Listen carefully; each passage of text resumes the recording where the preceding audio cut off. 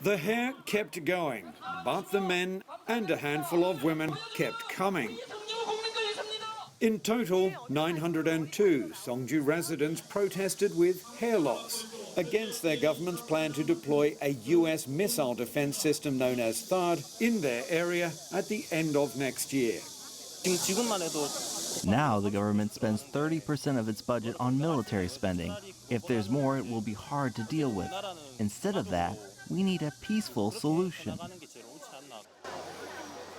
Many residents say they don't believe THAAD is effective. They also worry their town could become a DPRK target and that the THAAD radar's electromagnetic waves are dangerous, which Washington and Seoul deny. Some opposition politicians back the demonstrators, saying the deployment is harming diplomatic relations with Russia and China. Both worry about the ability of THAAD's radar to penetrate deep into their territory.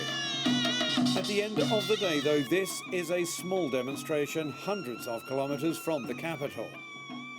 Away from the protest site, opinion polls show that the majority of South Koreans do support the deployment of the THAAD system.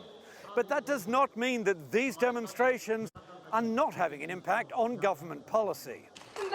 President Park Geun-hye says she is now considering shifting the missile shield host site. But at Monday's Liberation Day celebrations, she insisted there would be no backtracking on deployment. THAAD is also a self-defensive measure we've decided to deploy to protect the lives of our people from North Korea's reckless provocations.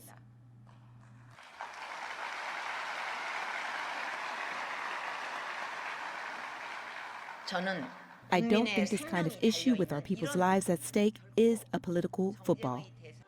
Back in Songju, the daytime protest turned into a nighttime candle vigil, which residents say they will maintain each evening until the government changes its mind. Jack Barton, CCTV, Songju.